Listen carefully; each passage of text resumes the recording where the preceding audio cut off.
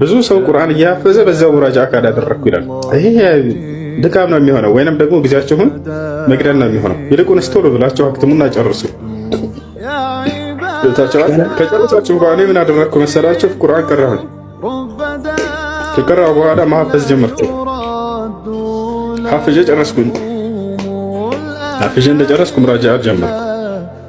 ከስር ከስር ያንኛውን ሙራጃ አደርጋለሁ ስትል ጊዜ ነው የምትገለው። በጣም ብዙ ዓመታት ይፈጅብሃል። እኔ ሳፍዝ ጊዜ አፈዝኩኝ። ቢያንስ 4 ወር ባልሞላ ጊዜ ቁርአን አፈዝኩኝ። ከዛ በኋላ እንደገና ሙራጃ ለማድረግ እንዴት እንደተጠቀምኩ ላሳያችሁ። ይሄ ጀመር እያደረጉ ቀላሏን ሱረቱል በቀራ ላይ ትንሽ ጀግና የሆኑና ቶሎ ሄደ ብለው ኒሳ ላይ ሲደርሱ መቆም፣ ይሄ ሁሉም የተለመደ መንገድ ነው። ቀለል ያላቸውን ከቁርአን ውስጥ እየሄዱ የሸመደዷትን እሷን ሙራጃ ያደርጉና ያልፋሉ። ሱራ ዩኑስ፣ ሱራ መርያም፣ ሱረቱል ከህፍ ምናምን። ይሄ አይደለም ሙራጃ። ሙራጃ ሳደርግ ጊዜ ምን አደረግኩ መሰላችሁ? በቃ የሆነ ፕሮግራም አወጣን። ማልቀይረው ማልተወው የፈለገ ነገር ቢፈጠር ማለት ነው። እሱም ምንድነው? በቀን 5 ገጽ አፍዛለሁ ብዬ ማነው እሱ ሙራጃ አድርጋለሁ ብዬ ወሰንኩ። በቀን 5 ገጽ 5 ሶፋ 5 ገጽ። እሱ ከሱብሒ በኋላ ልክ ሱብሒን እንደሰገድኩኝ እስከ ቁርስ ድረስ ባለው ጊዜ በደንብ አድርጌ ሸምድጄ ጨርሳለሁ። ቁርሴን በላና መለስና መስጂድ አሁንም ደግሜ ያንኑ ቀራለሁ። ሌላ አልጨምርም። ስለቀለለኝ ብዬ ለምን 10 አላደርገውም? ላላ እንደዚህ አላደርገው። በቃ ከበደኝም ቀለለኝም ከወሰንኩት ከዚህ ከ5 ገጽ በላይ አልጨምርም አልቀነስም። ከዛ ከቁርስ በኋላ ያንኑ ደግመዋለሁኝ። ጓደኞቼ ላይ ሰማዋለሁ። ከዛ አስተማሪ ላይ ሂጅ ሰማዋለሁኝ። በደንብ መያዜን አረጋግጣለሁ። ከቻልኩኝ ከአሱር በኋላ 1-2 ጊዜ ምናምን እንደገና አድርገዋለሁኝ። እንደገና ትከልስታላችሁ። ያንን ከዚያ ማታ ላይ ምንም ቁርአን ሳትይዙ አጠገባችሁ ምንም የሚያዳምጣችሁ ጓደኛ ሳይኖር ለብቻችሁ ገንጠል ብላችሁ ሄዳችሁ ትቀራላችሁ። እሱም መያዛችሁን ካረጋገጣችሁ በኋላ የሌሊት ሱራት ትሰግዱበታላችሁ። ቦታችኋል የሌሊት ሱራት ትሰግዱበታላችሁ ማለት ነው። ቦታችኋል አደራ የሌሊት ሱራት ስገዱበት። ቁርአን ሙራጃ የምታደርጉ ልጆች የሌሊት ሱራት ካልሰገዳችሁበት ትይዙታላችሁ ማለት በጣም ከባድ ነው። ይህን ያሉት ነቢያችን ሰለላሁ ዐለይሂ ወሰለም ናቸው። ሐዲስ ላይ ኢነል ዐብደ ኢዛ ቃመ ቢልቁርአን ወአንሰባ፣ አንድ ባሪያ ቁርአንን በሌሊት ሱራት እየሰገደ ቆሞ ከሰገደበት አይረሳውም ብለው ተናግረዋል። ይህንን 5ቱን በዚህ መንገድ ልክ የሌሊት ሱራት ከሰገዳችሁበት በኋላ ያ 5ቱን አጠናቀቃችሁ ኸላስ ጨረሳችሁ። ከዚያ በሚቀጥለው ቀን ልክ የትላንቱን 5 ያክል ትሰራላችሁ። በዚያው መንገድ ማለት ነው። ሱብሒ ላይ በዚያው ይወጣችኋል። በዚህ መሰረት ትጨርሳላችሁ። በቀን 5 ስትቀሩ ጊዜ በ4 ወር ነው የምትጨርሱት። በ4 ወር ታከትሙታላችሁ፣ ትጨርሳላችሁ። እንደገና ተመልሳችሁ ታሳድጉታላችሁ። በቃ የዛኔ ያለቀ ማለት አይደለም። እንደገና ታሳድጉትና በቀን 10 ታደርጉታላችሁ። በዚያው በነገርኳችሁ ፕሮግራም መሰረት በቀን 10 ስታደርጉት ደግሞ በ2 ወር ታከትሙታላችሁ፣ ትጨርሱታላችሁ። አሁንም አታቋርጡም፣ ትመለሳላችሁ። አሁንም በቀን 1 ጁዝ ታደርጉታላችሁ። የዛኔ በ30 ቀን ታከትማላችሁ በወር። ከዚያ ታሳድጉትና በቀን 2 ጁዝ ታደርጉታላችሁ። አንደበታቸው ላይ በጣም እየቀለለ ነው የሚሄደው ቃሉ ማለት ነው።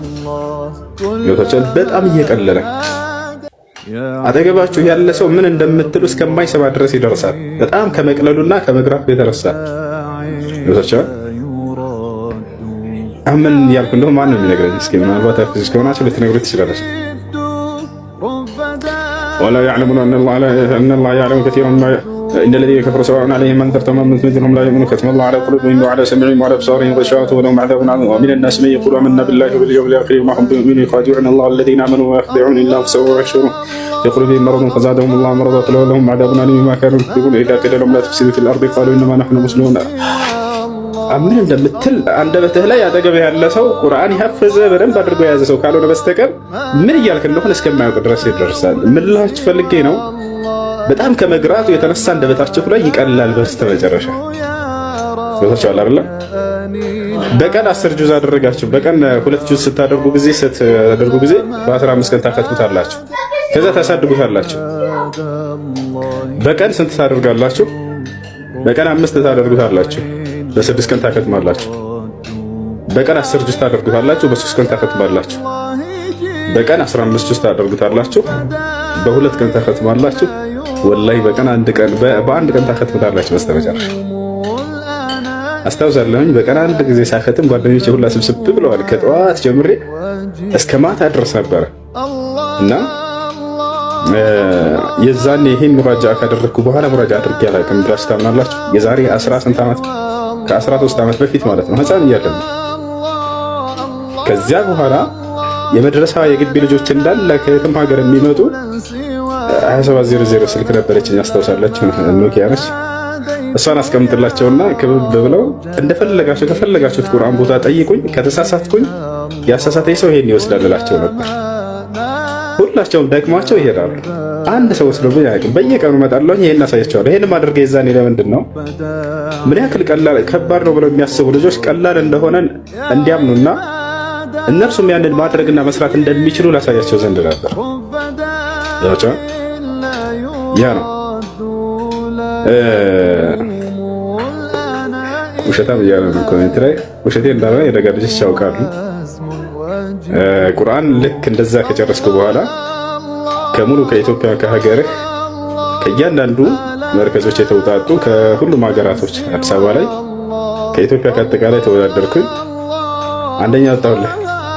ልፎክር አይደለም ውሸት ስላለ እንደው ልንገረው ብቻ ከሙሉ ከኢትዮጵያ ተወዳደርኩ። የዛኔ አንደኛ ወጣሁኝ። 14 ዓመቴ ምናምን አካባቢ ነበር የዛኔ። ከዛ ሀገርህን ወክዬ ወደ ሳውዲ ሄድኩ። ከዛ በኋላ እዛም ሄድኩኝ። እዚያ ደርሼ መጣ እስከ ነቢያችን ሰለላሁ ዐለይሂ ወሰለም ድረስ የኢጃዛ ታውቃለህ? ምናልባት እንታውቁት ካላችሁ የኔ ቅርአት እስከ እሳቸው ድረስ አለው ሰንሰለት ማለት ነው። የኔ ሸህ መካ ላይ ያለ ሸህ ናቸው። አቡበክር አልአፍናዊ ይባላሉ። እርሳቸው አቅርተውኛል። እርሳቸው ላይ አፈዝኩኝ። እርሳቸው ደግሞ ሌላ እያለ እስከ ነቢያችን ሰለላሁ ዐለይሂ ወሰለም ድረስ ይደርሳል። እኔ ለነቢያችን ሰለላሁ ዐለይሂ ወሰለም 36ኛ ነኝ። ከፈለክ ኢጃዛውን አሳያለሁ። አስተግፊሩላህ። ለማንኛውም ይሄን ይመስላል። ቀላል ነው ልላችሁ ፈልጌ ነው። እሺ ምንም የሚከብድ ነገር የለም። በቁርአን በኩል ሙራጃ የጠየቀኝ ልጅ አንድ የሚከብድ ነገር የለውም። ሁሉም ቀላል ነው። ብቻ አንተ ባልኩ መሰረት አድርግ። የሌሊት ሶላት ስገድበት መቼም አትረሳው።